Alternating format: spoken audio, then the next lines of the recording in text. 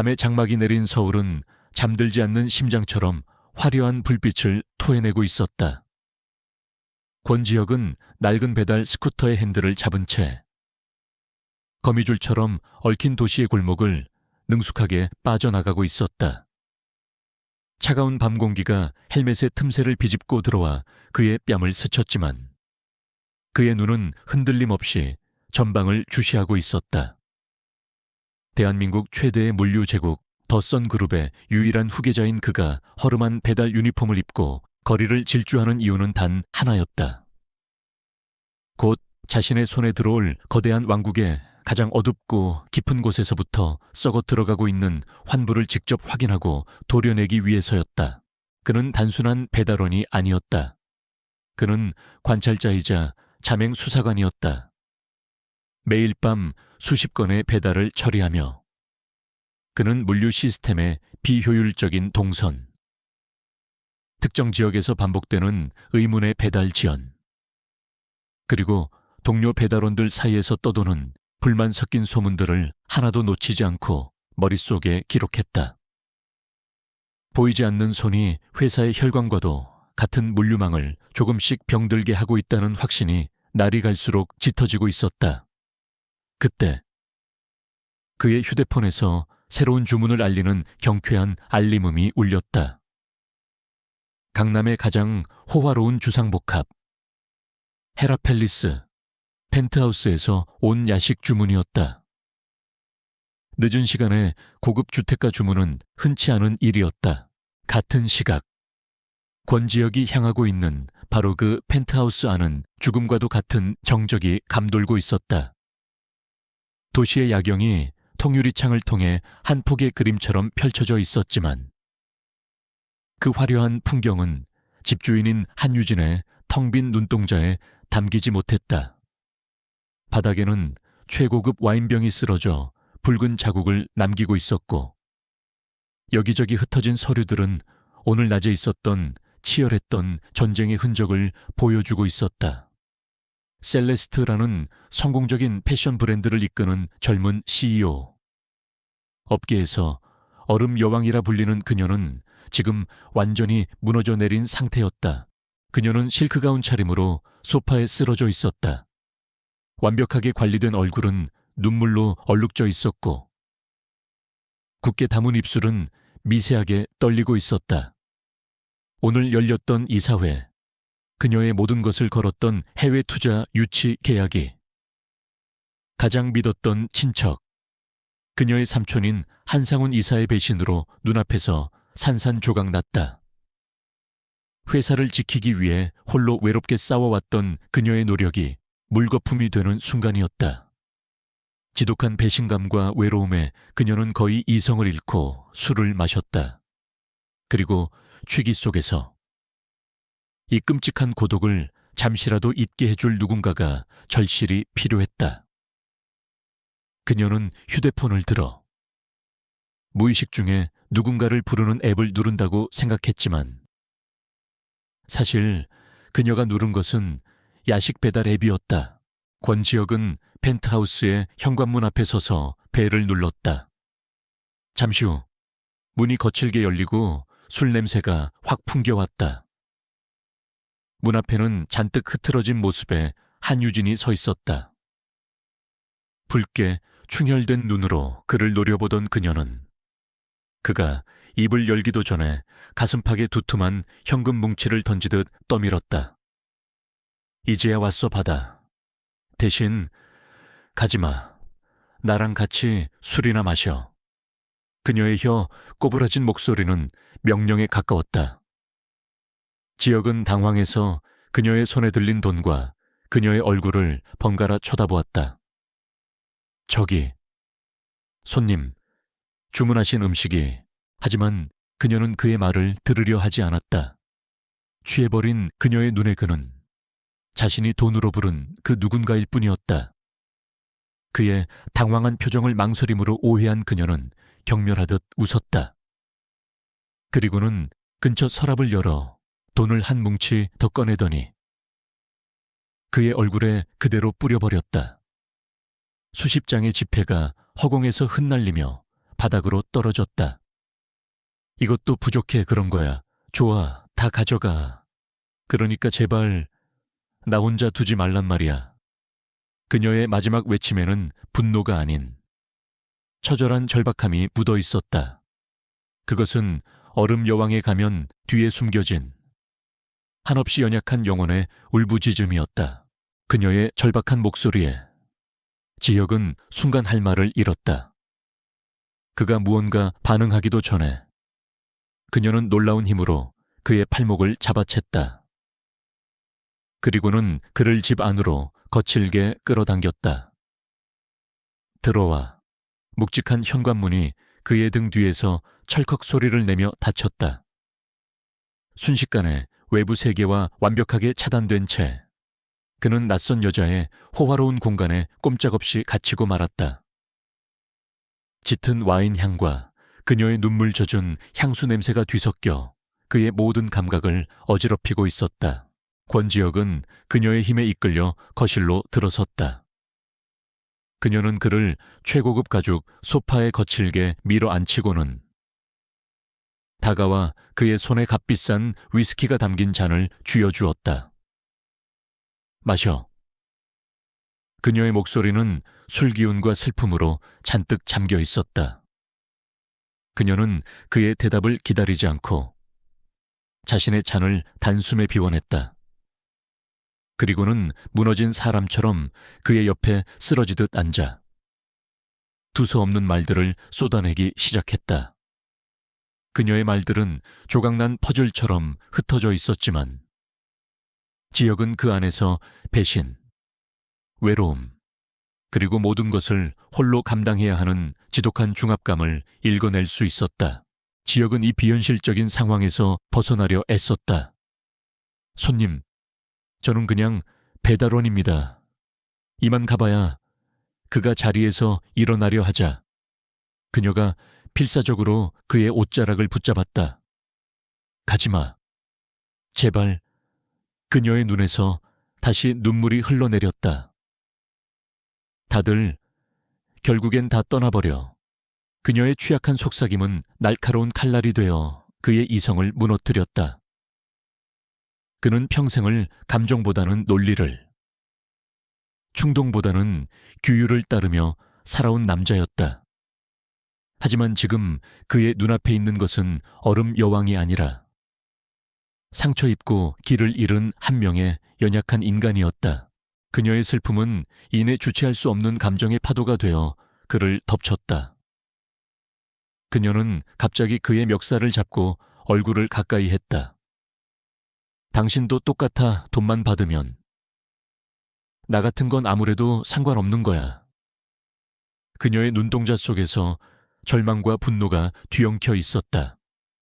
그리고 다음 순간 그녀는 그의 입술을 거칠게 덮쳤다. 그것은 낭만과는 거리가 먼 상처 입은 짐승의 돌진과도 같은 키스였다.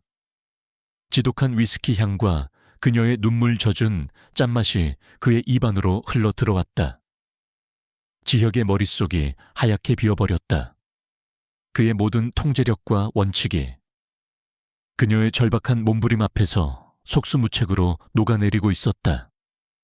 연민과 혼란, 그리고 낯선 끌림 사이에 경계가 무너지며 밤은 짙고 깊은 어둠 속으로 두 사람을 삼켜버렸다.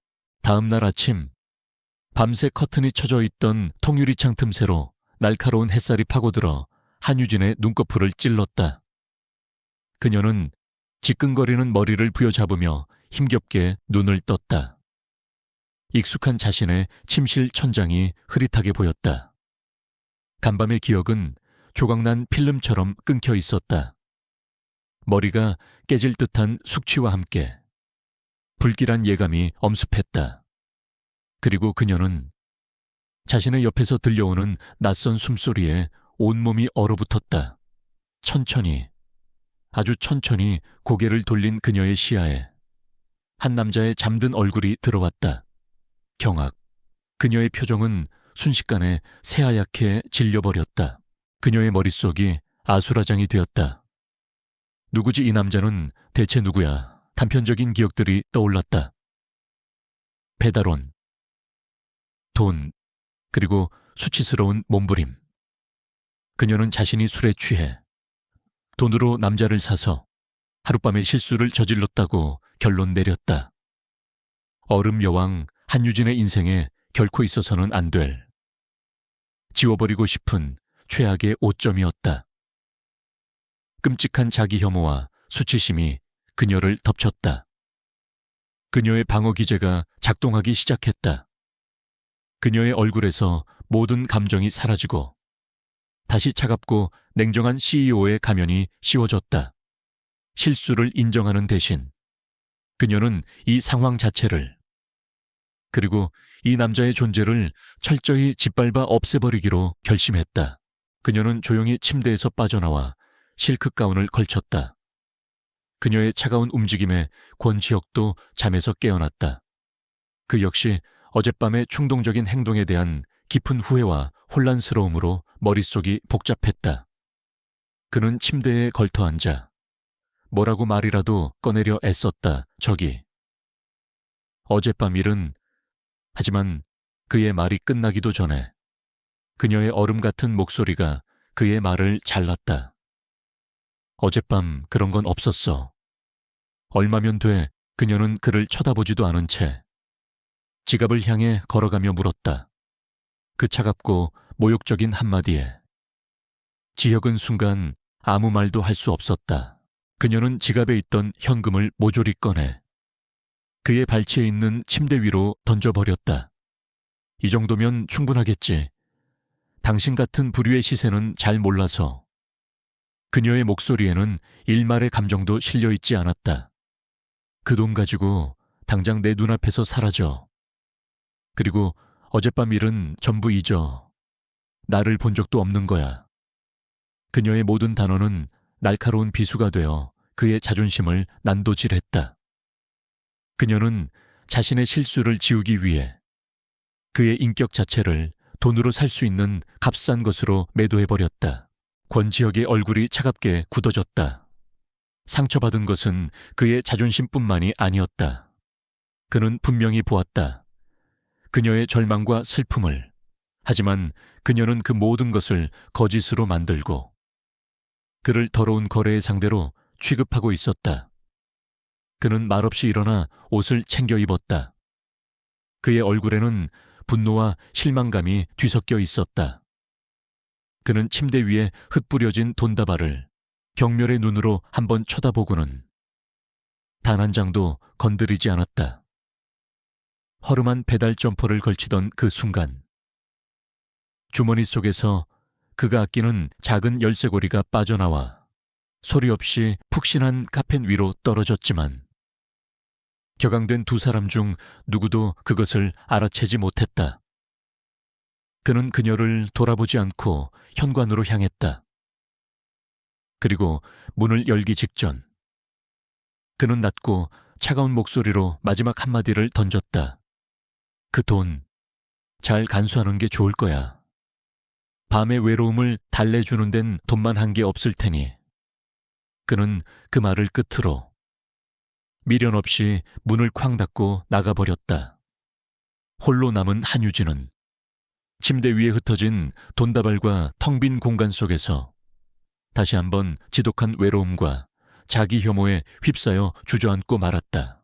며칠의 시간이 흐른 후 한유진은 다시 완벽한 얼음 여왕의 모습으로 돌아와 있었다. 그녀는 끔찍했던 그날 밤의 기억을 애써 뇌리에서 지워버리고 오직 회사를 지켜내겠다는 일념 하나로 다시 전장에 나섰다. 셀레스트의 회의실. 그녀는 차가운 표정으로 연이어 보고되는 배송사고 현황을 듣고 있었다. 해외 VIP 고객에게 보내는 한정판 드레스가 훼손된 차에 배송되고 백화점 팝업 스토어에 핵심 상품 입고가 알 수 없는 이유로 지연되는 등 마치 보이지 않는 유령이 셀레스트의 숨통을 조여오는 듯한 상황이 계속되고 있었다.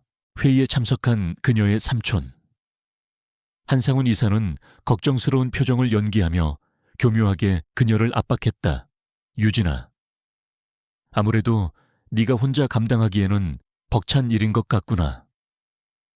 이럴 때일수록 경험 많은 어른의 도움이 필요한 법인데.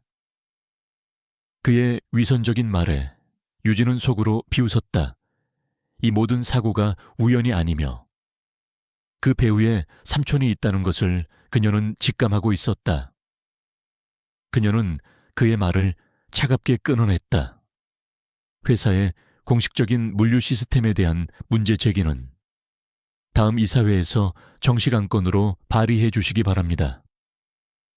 이사님, 그녀는 이 위기를 타개하기 위해 업계 1위인 더선그룹과 새로운 파트너십을 맺는 것만이 유일한 해결책이라고 판단했다. 같은 시각, 권지혁은 다시 배달원의 삶으로 돌아와 있었다. 한유진에게 당했던 굴욕적인 아침은 그의 자존심에 깊은 상처를 남겼지만 역설적으로 그의 의지를 더욱 단단하게 만들었다. 그는 그날 밤 그녀가 흘렸던 눈물의 의미를, 그리고 그녀가 처한 상황을 어렴풋이 짐작하게 되었다. 그는 더 이상 회사의 비리를 파헤치는 관찰자가 아니었다. 그는 이제 그녀를 공격하는 배후를 찾아내려는 수사관이 되어 있었다. 그는 중앙물류허브에서 잠복하며 마침내 결정적인 단서를 포착했다. 셀레스트의 로고가 붙은 상자들이 특정 관리자들의 손을 거치면서 의도적으로 다른 라인으로 빠지거나 험하게 다루어지는 장면을 목격한 것이다. 그는 이 모든 것이 단순한 금품 수수를 넘어 돈을 받고 특정 기업을 방해하는 청부 파괴 행위임을 깨달았다. 그리고 그 희생양이 바로 한유진의 회사였다. 그의 마음속에서 복잡한 감정이 교차했다. 자신을 모욕했던 여자였지만 그녀가 보이지 않는 적과 홀로 싸우고 있다는 사실에 묘한 보호 본능과 분노를 느꼈다. 그는 더 이상 이 일을 방관할 수 없었다. 바로 그때 그의 아버지인 권 회장의 비서로부터 긴급 메시지가 도착했다. 셀레스트의 한유진 대표와의 파트너십 논의를 위한 긴급 회의가 소집되었으며 신입사원 연수생 신분으로 위장 중인 그에게도 회의에 배석하라는 명령이 떨어졌다. 운명의 톱니바퀴가 다시 맞물리기 시작했다. 더선그룹 본사의 최상층 회의실. 숨막히는 긴장감 속에서 한유진은 당당한 모습으로 자신의 팀을 이끌고 들어섰다. 그녀는 완벽하게 재단된 정장 차림에 한치의 흐트러짐도 없는 모습으로 냉정한 카리스마를 뿜어내고 있었다. 권지혁은 회의실 구석에서 다른 신입사원들 사이에 섞여 태블릿 PC를 든 차에 조용히 서 있었다. 그는 일부러 촌스러운 안경을 쓰고 머리 모양을 바꾼 채 최대한 눈에 띄지 않으려 애쓰고 있었다. 그의 시선은 자신도 모르게 회의 테이블의 상석에 앉은 그녀에게로 향했다. 그의 눈에 비친 그녀는 그날 밤에 나약하고 상처 입은 여자가 아니었다. 그녀는 권 회장 앞에서도 전혀 주눅들지 않고 자신의 비전과 계획을 논리정연하게 펼쳐 보이는 유능한 리더였다. 그는 자신도 모르게 그녀의 모습에 감탄했다. 굴욕감 아래 묻어두었던 기묘한 끌림이 이제는 존경심과 뒤섞여 다시 고개를 들고 있었다. 반면 한유진은 오직 권 회장과의 협상에만 모든 신경을 집중하고 있었다. 그녀의 시선이 회의실 구석에 있는 지역을 스쳐 지나갔지만 거기에는 어떠한 인식의 흔적도 없었다. 그녀에게 그는 그저 배경의 일부, 이름 없는 수많은 직원 중 한 명에 불과했다. 잠깐의 정회 시간, 지혁은 상사로부터 커피를 가져오라는 지시를 받았다. 그는 뜨거운 커피 잔을 든 쟁반을 들고 조심스럽게 한유진이 앉아있는 테이블로 다가갔다. 그날 아침 이후 처음으로 두 사람의 거리가 극도로 가까워지는 순간이었다. 그녀에게서 풍겨오는 은은한 향수 냄새에 그의 심장이 세차게 뛰었다. 그는 애써 고개를 숙인 채 그녀의 앞에 커피 잔을 내려놓으려 했다. 그녀는 서류에서 눈도 떼지 않은 채 무심하고 사무적인 목소리로 말했다. 왼쪽에 둬요, 그 목소리. 그 말투. 그녀가 세상의 모든 아랫사람들에게 그러하듯 지극히 당연하고 차가운 명령이었다. 그 순간 지역의 머릿속은 기묘한 아이러니로 가득 찼다. 불과 며칠 전 자신의 침대에서 함께 밤을 보냈던 여자가 이제는 자신을 알아보지도 못한 채 투명인간 취급을 하고 있었다. 굴욕감이 다시 한번 그의 가슴을 찔렀지만 동시에 묘한 우월감 또한 느껴졌다. 이 모든 비밀을 아는 것은 오직 자신뿐이라는 사실에서 오는 기묘한 감정이었다. 그가 잠시 머뭇거리며 그녀를 바라보자 마침내 그녀가 서류에서 고개를 들었다. 그녀의 눈썹이 짜증스럽다는 듯 살짝 찡그려졌다. 무슨 문제라도 있나요? 그녀의 차갑고 날카로운 시선이 그에게 향했다. 그는 그저 고개를 저으며 죄송하다고 중얼거리고는 서둘러 회의실 구석에 자신의 자리로 돌아왔다. 두 사람의 세상 사이의 거리가 그 어느 때보다도 아득하게 느껴지는 순간이었다. 회의가 끝난 후 권지혁의 머릿속은 온통 한유진에 대한 생각으로 가득 찼다. 자신을 알아보지 못하고 하인대하듯 했던 그녀의 차가운 태도는 그의 자존심을 다시 한번 건드렸지만 동시에 기묘한 투지를 불태웠다. 그는 더 이상 이 일을 단순한 회사 내부의 비리 조사로 치부할 수 없었다. 그는 자신의 신분을 이용해 일반 배달원이라면 접근할 수 없는 중앙 관제 시스템의 깊숙한 곳까지 파고들었다. 그는 지난 몇 달간 셀레스트로 향했던 모든 배송 데이터와 사고 기록을 밤을 새워 분석했다. 그리고 마침내 모든 사고가 특정 배송팀과 특정 중간 관리자를 거칠 때마다 기하급수적으로 증가했다는 패턴을 발견했다. 그는 여기서 멈추지 않았다. 그는 뒷골목의 정보원을 동원해 해당 관리자들의 개인적인 재무 상태를 추적했다. 결과는 놀라웠다. 그들은 자신들의 수입으로는 설명할 수 없는 돈을 유령 회사를 통해 정기적으로 받고 있었다. 그리고 그 유령 회사의 자금 출처를 따라가자 너무나도 익숙한 이름이 나타났다. 한유진의 삼촌, 한상훈 이사가 실질적으로 지배하고 있는 회사였다. 모든 퍼즐이 맞춰졌다. 이것은 더 선그룹 내부의 부패 세력과 셀레스트를 집어삼키려는 외부의 적이 결탁한 거대한 음모였다. 그의 임무는 이제 회사를 바로잡는 것을 넘어 그녀를 구하는 것이 되었다. 한편 한유진은 자신의 펜트하우스에서 그날 밤의 흔적을 완벽하게 지워내려 애쓰고 있었다. 그녀는 고급 카펫에 묻은 와인 자국을 전문업체에 맡겨 제거하고 집 안의 모든 것을 원래의 완벽한 상태로 되돌려 놓았다.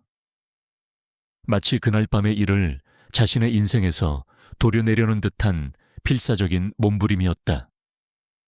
그러던 중 침대 옆에 두꺼운 러그 위에서 차갑고 단단한 무언가가 그녀의 손에 잡혔다. 그녀가 무심코 집어든 것은 작고 정교한 은재 열쇠고리였다. 한눈에 봐도 대량 생산된 기성품이 아닌 특별히 제작된 물건이었다. 열쇠고리는 세련된 태양 문양으로 디자인되어 있었고 그 햇살의 한가운데에는 K라는 이니셜이 정교하게 새겨져 있었다. 이런 고가의 물건은 그녀가 돈으로 샀다고 믿었던 그 싸구려 남자와는 전혀 어울리지 않았다. 그녀의 예리한 사업가적 직감이 경고등을 켜기 시작했다. 그 남자는 누구였을까? 돈을 던져주었을 때 보였던 그의 경멸 어린 눈빛. 돈을 한 푼도 가져가지 않고 떠났던 그의 기묘한 자존심. 그리고 이 값비싼 물건까지 모든 것이 앞뒤가 맞지 않았다. 그녀는 자신의 비서에게 열쇠고리를 건네며 조용히 지시했다. 이 문양이 무엇을 의미하는지, 어느 가문이나 기업의 상징인지 알아봐. 단, 절대적으로 비밀리에 진행해 권지혁은 셀레스트 내부의 상황을 자신의 눈으로 직접 확인해야겠다고 결심했다. 그는 배송 시스템을 교묘하게 조작하여 자신에게 셀레스트 본사 대표이사실로 향하는 긴급 서류 배송건을 할당했다. 잠시 후 그는 다시 허름한 배달 유니폼을 입고 그녀의 회사 로비에 서 있었다. 그는 서류를 전달하기 위해 잠시 대기하는 동안 통유리로 된 회의실 안에서 펼쳐지는 광경을 목격했다. 한유진이 그녀의 삼촌을 포함한 나이든 임원들 앞에서 홀로 서서 격렬하게 자신의 의견을 피력하고 있었다. 그녀는 더 이상 술에 취해 무너진 여자가 아니었고 자신을 하대하던 차가운 CEO도 아니었다. 그녀는 자신의 왕국을 지키기 위해 적들로 가득한 전장 한가운데에 선 고독한 여전사였다. 그녀는 쏟아지는 비난과 압박 속에서도 한치도 물러서지 않고 날카로운 논리로 그들을 제압하고 있었다.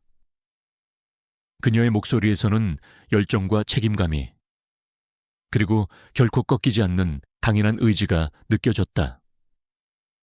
권지혁은 자신도 모르게 주먹을 꽉 쥐었다. 그 순간 그가 그녀에게 느낀 감정은 연민이나 호기심이 아니었다. 그것은 진정한 존경심이었다. 그는 그녀를 돕고 싶었다. 그녀가 이 부당한 싸움에서 이기기를 진심으로 바라게 되었다. 그는 마침내 그녀의 비서에게 서류를 건네고 건물을 나섰다. 로비를 떠나기 전 그는 마지막으로 그녀가 있던 회의실을 돌아보았다. 그녀는 여전히 홀로 서서 창밖을 바라보고 있었다.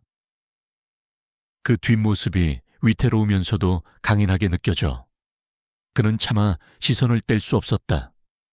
그의 임무는 이제 완전히 명확해졌다.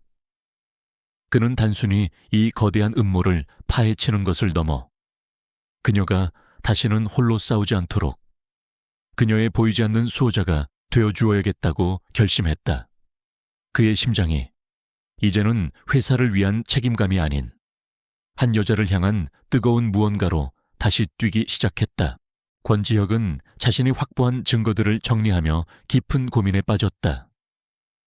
유령 회사를 통해 더 선그룹의 중간 관리자들에게 흘러들어간 자금 내역과 셀레스트의 물품만을 겨냥해 이루어진 배송사고 기록들.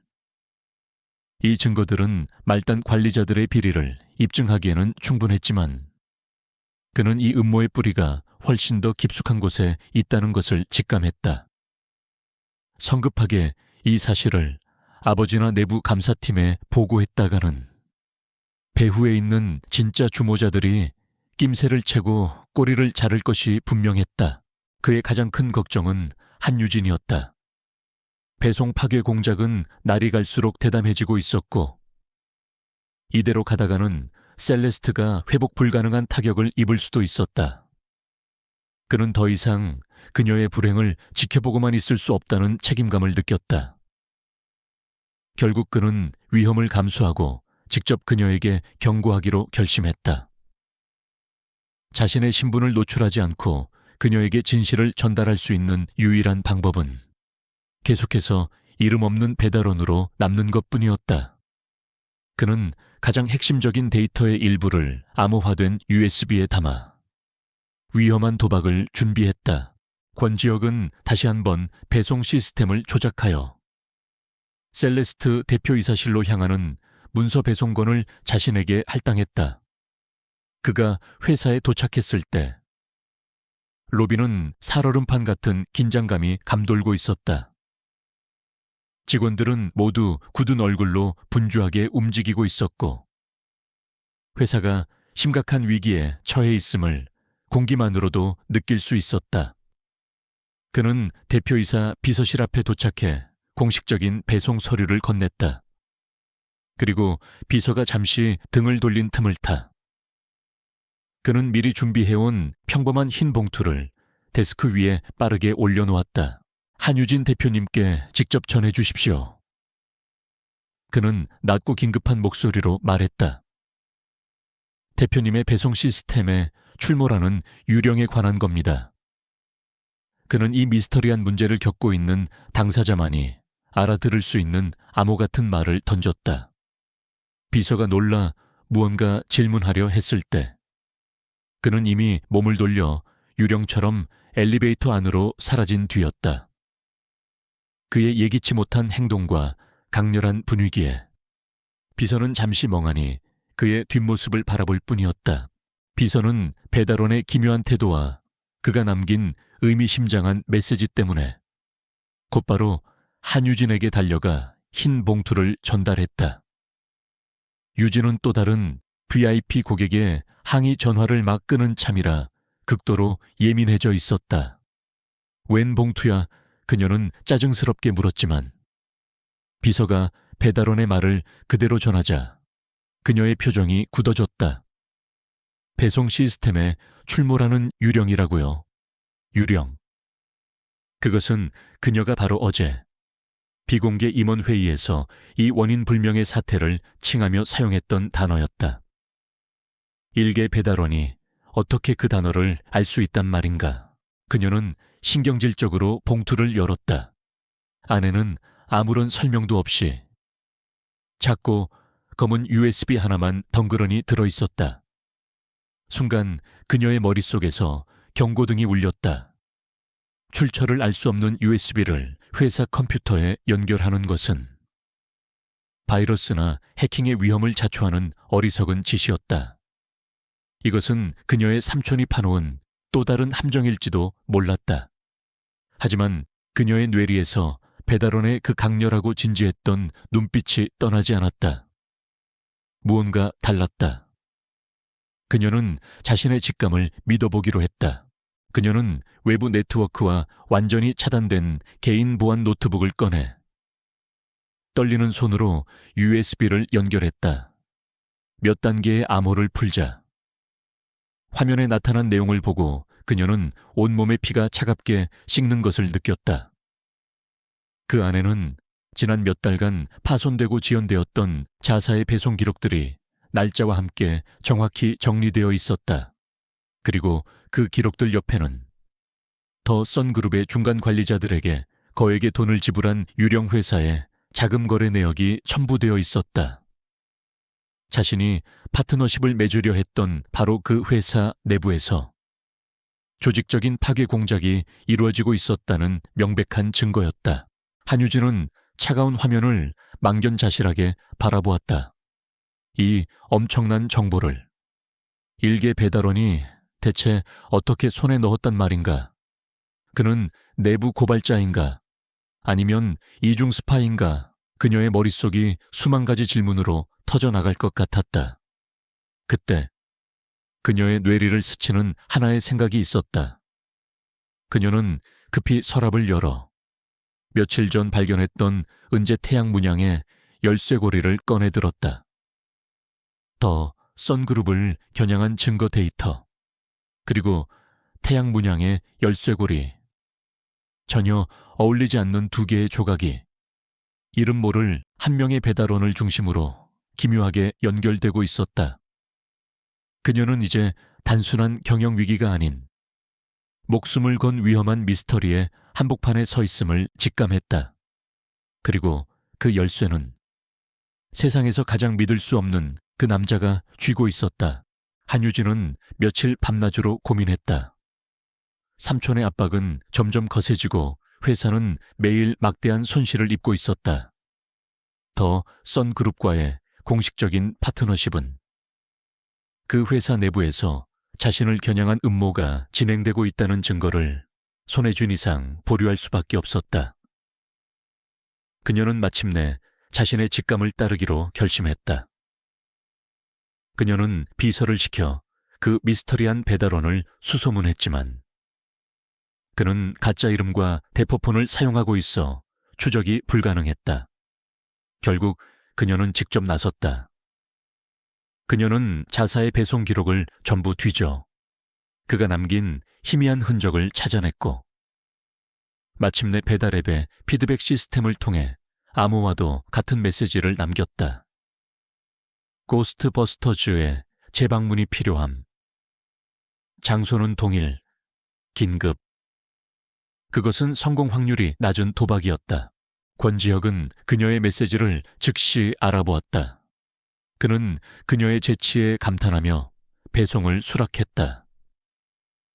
두 사람의 첫 번째 비밀 회동은 그녀의 회사 소유인, 지금은 사용되지 않는 외곽의 한 창고에서 이루어졌다.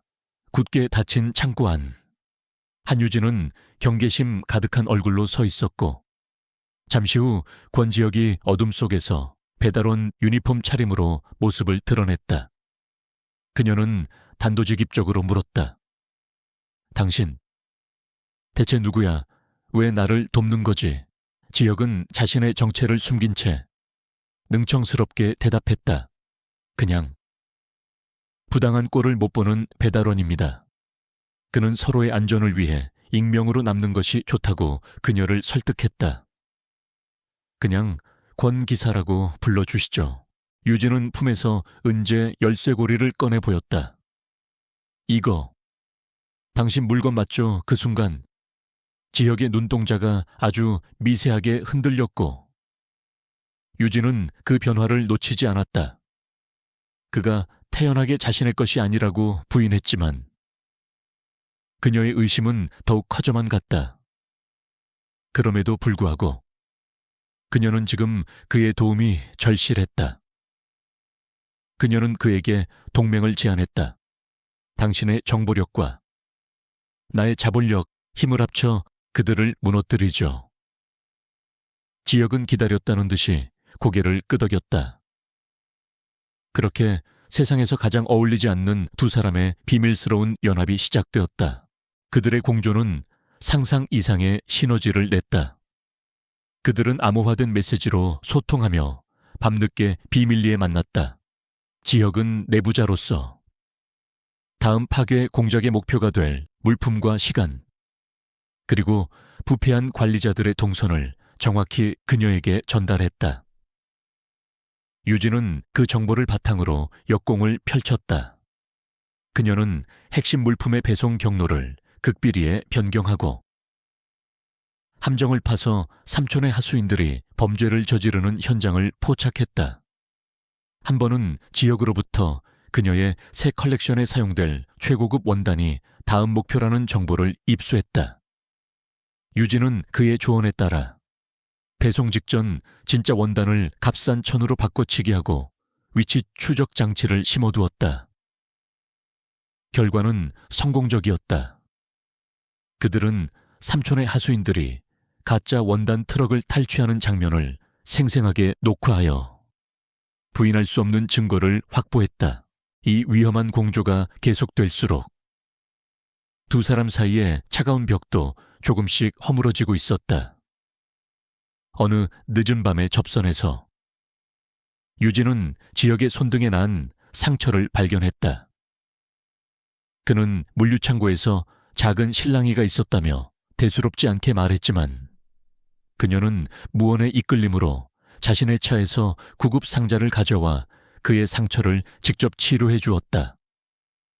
얼음 여왕답지 않은 그녀의 따뜻한 행동에 지혁은 순간 심장이 멈추는 듯했다. 또 다른 날, 며칠 밤을 새우며 지쳐있는 그녀의 모습을 본 지혁은 말없이 따뜻한 캔커피를 건네주었다. 그는 그녀가 얼마나 무거운 짐을 홀로 지고 싸우고 있는지 누구보다도 잘 알 수 있었다. 그들의 첫 만남이었던 그날 밤의 일은 여전히 두 사람 사이에 무겁게 존재했다. 누구도 먼저 그 이야기를 꺼내지 않았지만 그 침묵의 무게는 오히려 두 사람을 더욱 강하게 끌어당겼다. 그는 자신의 진짜 신분을 밝히지 않고서는 사과도 해명도 할 수 없었다.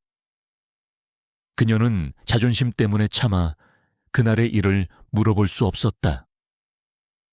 그렇게 서로를 향한 미안함과 고마움, 그리고 정체를 알 수 없는 끌림이 뒤섞여 그들의 비밀스러운 만남의 공기를 미묘한 긴장감으로 채워가고 있었다. 마침내 그들은 한상훈 이사와 덧선 그룹의 부패 관리자들 사이에 연결고리를 입증할 결정적인 증거들을 모두 확보했다. 이제 남은 것은 마지막 함정을 파서 뱀의 머리를 완전히 잘라내는 것뿐이었다. 늦은 밤, 창고 안에서 마지막 계획을 검토하던 지혁은 노트북 불빛에 비친 그녀의 얼굴을 바라보다가 자신도 모르게 입을 열었다. 유진 씨. 그는 처음으로 직책 없이 그녀의 이름을 불렀다. 그의 낯선 어조에 놀란 그녀가 고개를 들었다. 두 사람의 시선이 허공에서 마주쳤다. 배달원과 CEO는 사라지고 위험한 비밀과 거부할 수 없는 끌림으로 얽힌 한 남자와 한 여자만이 그곳에 있었다. 그는 모든 것을 고백하고 싶었지만 지금은 때가 아님을 알았다.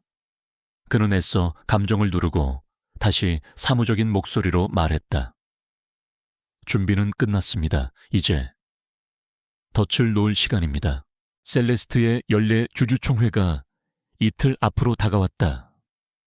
그날은 한유진의 운명이 결정되는 날이자 권지혁과의 비밀연합이 마지막 결실을 맺어야 하는 날이었다. 그녀의 삼촌 한상훈은 최근의 배송 위기로 인한 손실을 빌미로 그녀에 대한 해임안을 상정할 계획이었다. 두 사람은 그의 탐욕을 역이용하는 대담하고 위험한 마지막 덫을 준비했다. 계획은 이러했다. 주주총회가 열리는 당일, 셀레스트가 아주 희귀한 신소재를 긴급 공수한다는 가짜 정보를 흘린다. 그 정보는 더 선그룹 내부의 부패 라인을 통해 한상훈의 귀에 들어갈 것이고 그는 분명 그 물건을 탈취하려 할 것이었다. 그 마지막 배달은 권지혁이 직접 맡기로 했다. 배송 트럭의 내부는 값비싼 신소재 대신 모든 것을 녹화할 초소형 카메라들로 가득 채워졌다. 한상훈의 하수인들과 덧선 그룹의 부패 관리자들이 돈을 주고받으며 물건을 탈취하는 모든 과정이 주주총회장에 실시간으로 생중계될 예정이었다. 그것은 한유진에게는 자신의 모든 것을 건 도박이었고 권지혁에게는 수개월에 걸친 위장 잠행의 마침표를 찍는 마지막 임무였다. 결전의 날 아침이 밝았다. 셀레스트 본사의 공기는 금방이라도 터질 듯 팽팽했다. 한유진은 겉으로는 완벽한 얼음 여왕의 모습으로 평정심을 유지했지만 속으로는 세차게 뛰는 심장을 진정시키려 애썼다. 그녀는 이름 모를 배달원에게 자신의 운명 전부를 맡긴 것이다. 같은 시각, 권지혁은 낡은 배달 유니폼을 입고 장비들을 마지막으로 점검하고 있었다. 그는 자신의 어깨에 덧선 그룹의 명예와 그녀의 미래가 걸려 있음을 느끼며 비장한 각오를 다졌다. 두 사람은 출발 직전 준비 완료라는 짧고 암호화된 문자를 주고받았다. 주주총회가 시작되었다. 예상대로 한상훈 이사가 연단에 올라 위선적인 눈물을 흘리며 회사의 위기를 개탄하고 한유진의 경영 능력에 의문을 제기했다. 그는 마침내 그녀의 대표이사 해임안을 공식적으로 발의했다. 회의장 내의 주주들이 술렁이기 시작했다. 명백한 손실 자료 앞에서 여론은 그에게 유리하게 흘러가고 있었다. 마침내 투표가 시작되려는 순간 한유진이 조용히 자리에서 일어나 연단으로 향했다. 그녀의 차분한 목소리가 소란스러운 회의장을 순식간에 장악했다. 주주 여러분, 투표에 앞서 우리 회사가 겪었던 최근 손실의 진정한 원인을 보여드리고자 합니다. 그녀의 신호에 따라 재무제표를 보여주던 연단 뒤에 대형 스크린이 깜빡이더니 낯선 영상으로 바뀌었다. 화면에 나타난 것은 어두운 배송 트럭의 내부를 촬영한 실시간 영상이었다. 주주들은 화면 속에서 더선 그룹의 유니폼을 입은 관리자들이 험상궂은 남자들로부터 돈가방을 받고 트럭 열쇠를 넘기는 장면을 목격했다. 한상훈 이사님의 지시대로 물건은 확실히 처리했습니다. 그들의 목소리가 회의장 전체에 생생하게 울려 퍼졌다. 회의장은 순식간에 아수라장이 되었다. 한상훈의 얼굴은 새하얗게 질려 영상이 조작된 것이라고 미친 사람처럼 소리치기 시작했다. 바로 그 순간이었다. 회의장의 육중한 문이 거칠게 열리고 검사들이 들이닥쳤다. 그런데 그들을 이끌고 들어온 것은 모두가 경악할 수밖에 없는 인물이었다. 바로 더 썬그룹의 총수, 권 회장이었다. 그는 분노로 가득 찬 얼굴로 성큼성큼 회의장 안으로 들어섰다. 그는 주변의 혼란은 아랑곳하지 않고 무언가를 찾는 듯이 회의장을 둘러보며 천둥 같은 목소리로 외쳤다. 권지혁, 이 장난질은 이제 그만하면 됐다. 어디에 있는 개냐? 모든 사람의 시선이 권 회장의 외침과 스크린 속 영상으로 동시에 향했다. 스크린 속 카메라의 각도가 바뀌더니 이 모든 함정을 지휘했던 배달원이 트럭 안에서 천천히 몸을 돌려 카메라를 마주했다. 그는 천천히 손을 들어 쓰고 있던 헬멧과 선글라스를 벗었다. 그리고 허름한 배달 점퍼에 지퍼를 내렸다. 카메라는 그의 얼굴을 클로즈업했다. 점퍼 속에 입고 있던 고급 셔츠와 단정하지만 날카로운 인상의 얼굴. 그는 바로 권지혁이었다. 연단 위에 서 있던 한유진은 세상이 멈추는 것을 느꼈다. 그녀의 머릿속에서 모든 기억의 파편들이 폭풍처럼 휘몰아쳤다.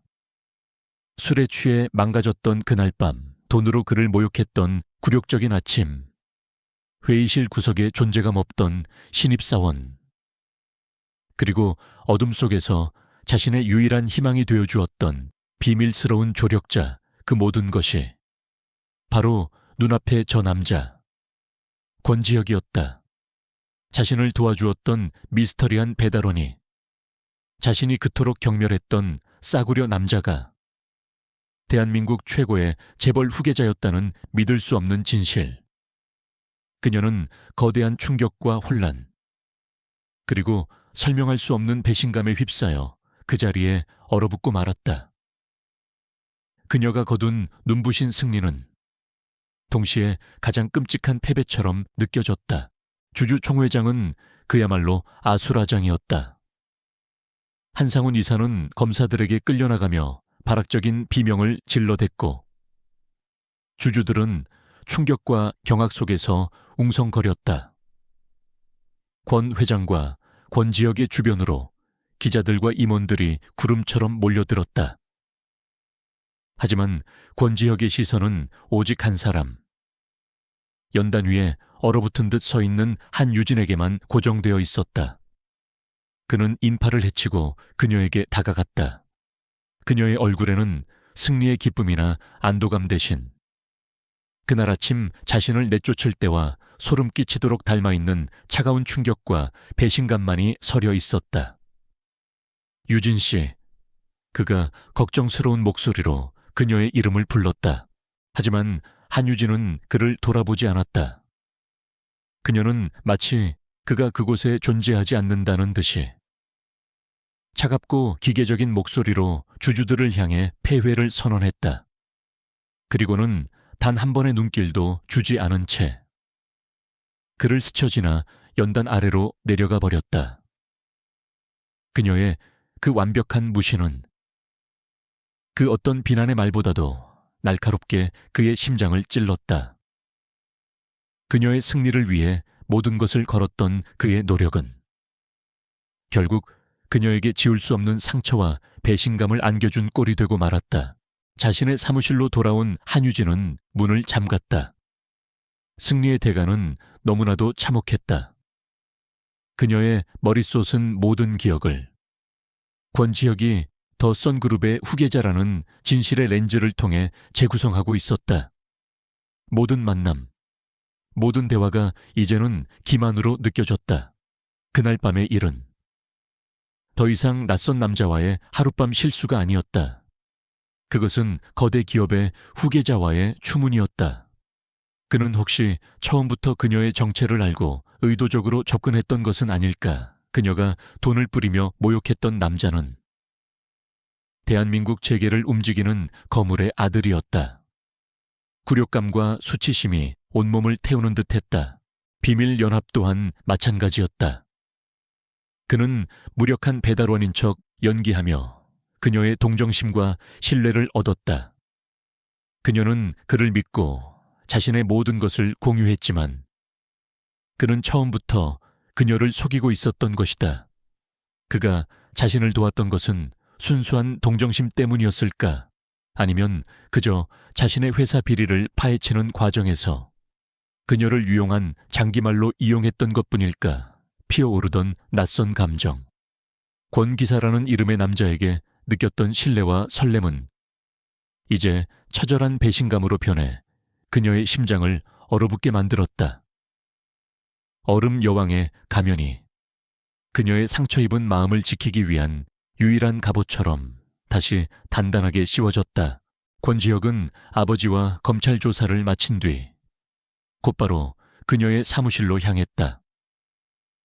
그는 모든 것을 설명하고 오해를 풀고 싶었다. 하지만 그녀의 비서는 그를 막아섰다. 대표님께서는 지금 아무도 만나지 않으십니다. 그는 문을 열려 했지만 문은 굳게 잠겨 있었다. 그는 쉴 새 없이 그녀에게 전화를 걸고 제발 만나달라는 문자를 보냈다. 장난이 아니었어요. 제발 설명할 기회를 줘요. 하지만 그녀의 휴대폰은 꺼져 있었고 그의 문자는 끝내 답장을 받지 못했다. 그녀는 그를 완벽하게 자신의 세상 밖으로 밀어내버렸다. 며칠 후 권지혁은 덧선그룹 내부의 부패 세력을 성공적으로 척결했다. 그는 재계의 영웅으로 떠올랐고 아버지는 그를 자랑스러워했다. 그는 자신이 계획했던 모든 것을 완벽하게 이루어냈다. 하지만 그의 마음은 지옥과도 같았다. 그는 이제 자신의 진짜 신분으로 호화로운 본가로 돌아왔지만 그곳에서 그를 맞이하는 것은 깊이를 알 수 없는 고독뿐이었다. 그는 비밀 접선 장소에서 보았던 그녀의 작은 미소, 권 기사를 믿어주었던 그녀의 눈빛을 떠올렸다. 그녀의 회사를 구하는 과정에서 그는 그들이 쌓아 올렸던 그 연약하고 진실된 유대감을 제 손으로 파괴해버렸다는 것을 깨달았다. 그 순간 그는 자신의 감정을 온전히 마주하게 되었다. 그가 그녀에게 느꼈던 것은 단순한 존경심이나 보호 본능이 아니었다. 그는 사랑에 빠졌던 것이다. 강인한 CEO의 모습도, 상처 입고 무너지던 여자의 모습도, 용감한 동맹이었던 그녀의 모습도, 그는 그녀의 모든 것을 사랑했다. 그리고 그는 자신의 비밀 때문에 그녀를 영원히 잃어버렸을지도 모른다는 끔찍한 사실을 깨달았다. 이 사회의 승리는 처참하고 완벽한 개인의 패배였다. 권지혁은 모든 소동이 끝난 후 자신의 위장 잠행이 시작되었던 텅 빈 배달 사무소로 향했다. 그는 그곳에 놓여있던 낡고 허름한 배달 유니폼을 가만히 들어보았다. 마치 다른 사람의 인생에서 가져온 유물처럼 느껴졌다. 그때 비서로부터 전화가 걸려왔다. 회장님, 다음 주로 공식적인 대표이사 취임식이 예정되었습니다. 그는 유니폼을 내려다보고 창밖의 도시를 바라보았다.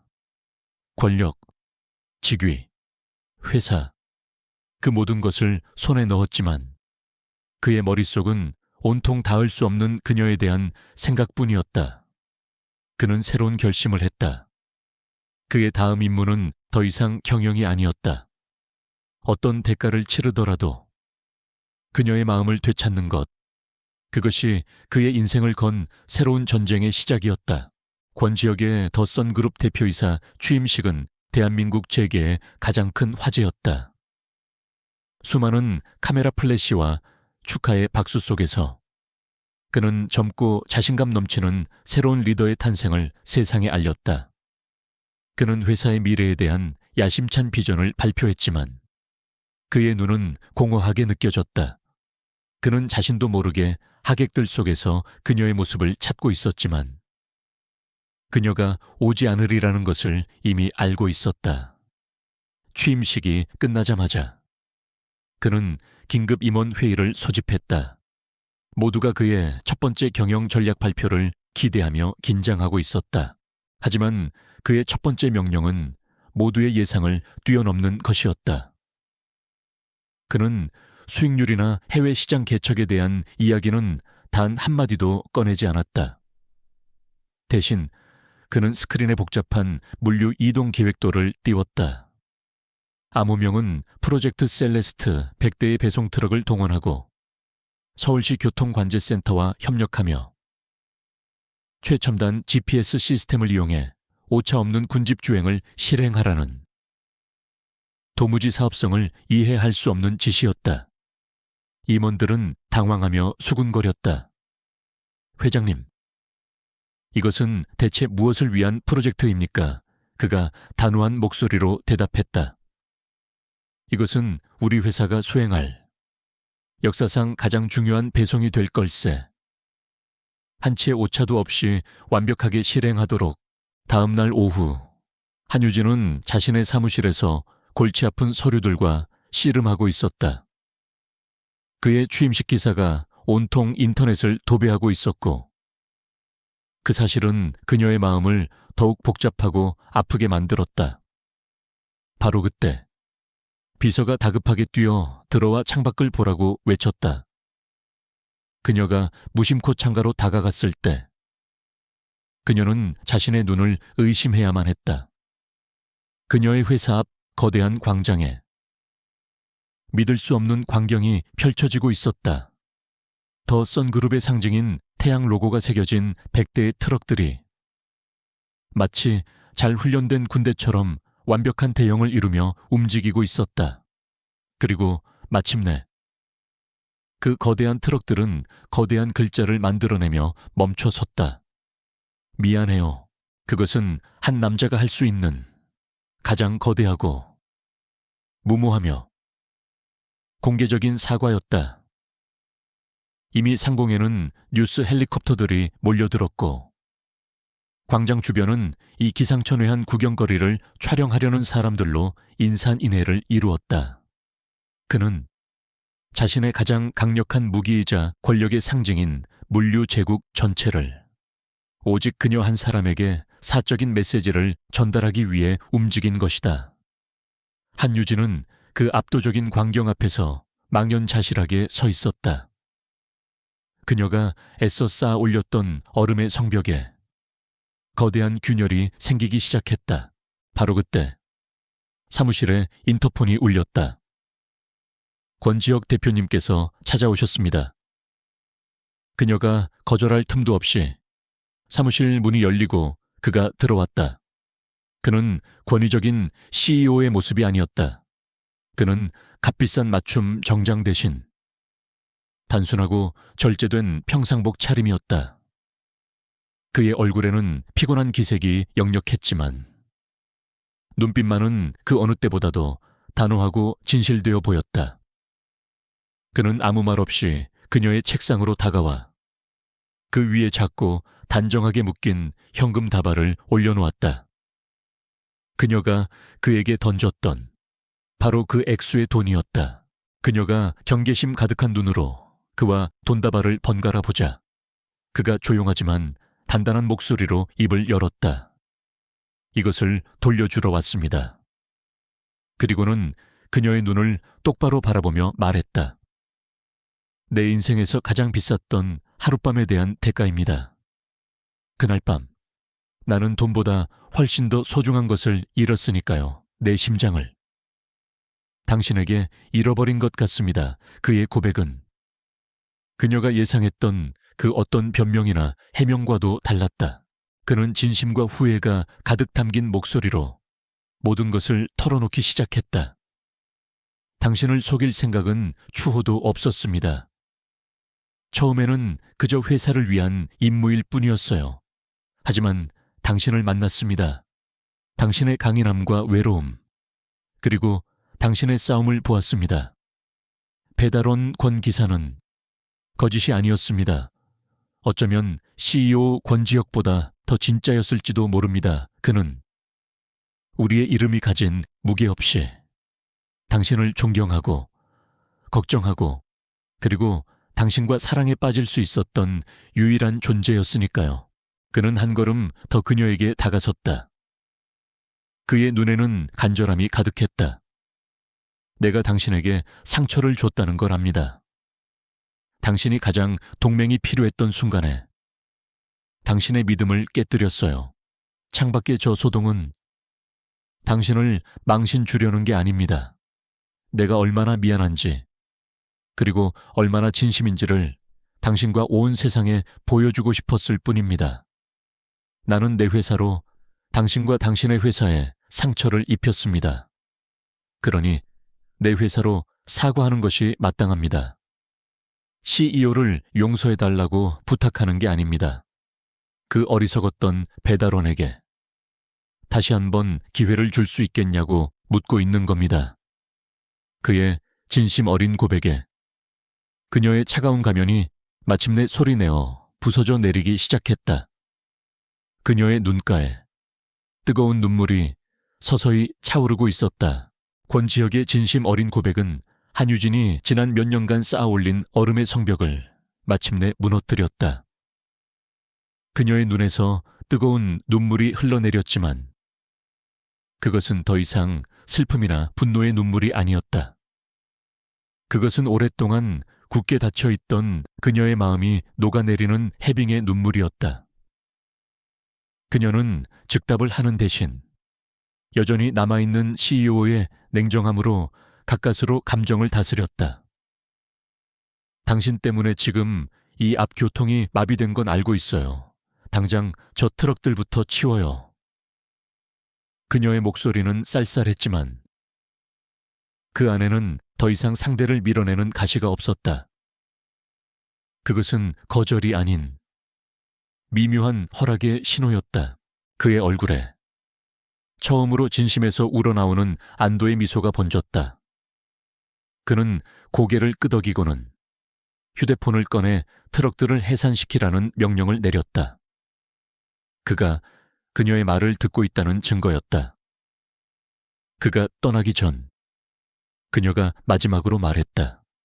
오늘 밤에 다시 와요. 모든 직원들이 퇴근한 후에.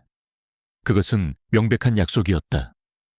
그는 말없이 고개를 끄덕이고 그녀에게 생각할 시간을 주기 위해 조용히 사무실을 나섰다. 광장을 가득 메웠던 거대한 사과의 메시지는 마치 꿈이었던 것처럼 조용히 흩어지고 있었다. 그날 밤 두 사람은 텅 빈 사무실에서 다시 마주 앉았다. 더 이상 긴장감이나 경계심은 없었다. 그들은 몇 시간에 걸쳐 모든 것을 솔직하게 이야기했다. 그는 자신의 위장 잠행의 시작부터 그녀를 향한 감정이 어떻게 변해왔는지, 그날 밤의 혼란과 후회, 그리고 그녀를 속이면서 동시에 사랑에 빠져버린 자신의 두려움까지 모두 털어놓았다. 그녀 또한 자신의 이야기를 했다. 삼촌의 배신으로 인한 깊은 외로움, 그날 아침에 끔찍했던 수치심, 그리고 그의 정체를 알았을 때 느꼈던 처절한 배신감까지. 그녀는 권 기사라는 이름의 남자를 믿고 의지하기 시작했던 자신의 마음 또한 솔직하게 인정했다. 그 길고 긴 대화를 통해 두 사람은 비로소 서로를 온전히 이해하게 되었다. 그는 그녀의 차가운 가면 뒤에 숨겨진 따뜻하고 강인한 마음을 보았고, 그녀는 그의 오만한 재벌 후계자의 모습 뒤에 숨겨진 진실된 남자를 보았다. 마침내 그녀가 입을 열었다. 그녀의 입가에 희미한 미소가 걸려 있었다. 그 배달원, 권 기사는 용서해 줄 수 있을 것 같아요. 하지만 CEO 권지혁은 앞으로 더 노력해야 할 거예요. 그것은 장난기 섞인 도전이자 완벽한 용서의 표현이었다. 그의 심장이 기쁨으로 세차게 뛰었다. 그는 기다렸다는 듯이 서류 가방에서 잘 준비된 계약서 한 부를 꺼내 그녀의 앞에 내밀었다. 그것은 결혼 서약서가 아니었다. 그것은 더 선그룹과 셀레스트 간의 포괄적이고 전략적인 파트너십 계약서였다. 그럼 이것부터 시작하죠. 그의 목소리는 자신감으로 가득 차 있었다. 더 이상의 비밀이나 게임은 없습니다. 오직 상호 신뢰에 기반한 완벽한 파트너십. 경영에 있어서도 그리고 개인적으로도 그녀는 계약서를 읽어 내려갔다. 셀레스트에게 절대적으로 유리한 파격적인 조건들이었다. 그것은 단순한 사업 계약이 아니라 그녀와 그녀의 회사에 대한 그의 믿음과 헌신을 증명하는 약속의 증표였다. 며칠 후 더선그룹의 본사 이사회실에서는 두 회사의 역사적인 파트너십 체결을 알리는 기자회견이 열렸다. 권지혁과 한유진은 각자의 회사를 대표하는 CEO로서 자신감 넘치는 모습으로 나란히 앉았다. 수많은 카메라 플래시 속에서 두 사람은 계약서에 서명했다. 공식적인 절차가 끝나고 그들은 카메라를 향해 악수를 나누기 위해 일어섰다. 그것은 지극히 형식적인 비즈니스 제스처였다. 하지만 박수 소리가 터져 나오는 순간 두 사람의 시선이 마주쳤다. 그의 손에 힘이 들어가는 것이 느껴졌고 그녀의 손을 부드럽게 감싸 쥐었다. 약속된 악수는 어느새 서로의 손가락을 얽어낀 따뜻한 손 맞잡음으로 변해 있었다. 그것은 단순한 사업 제휴의 완성을 넘어선 새로운 관계의 시작을 알리는 신호였다. 오해와 거짓말로 시작되었던 하룻밤의 실수는 마침내 두 사람의 인생을 건 운명적인 사랑으로 결실을 맺었다. 위장 배달부는 마침내 자신의 진심을 온전히 배달했고 얼음 여왕은 그 마음을 영원히 간직하겠다는 새로운 계약서에 기꺼이 서명했다. 두 사람은 이제 손을 맞잡은 채 비즈니스와 사랑의 파트너로서 함께 빛나는 미래를 향해 나아갈 것이었다.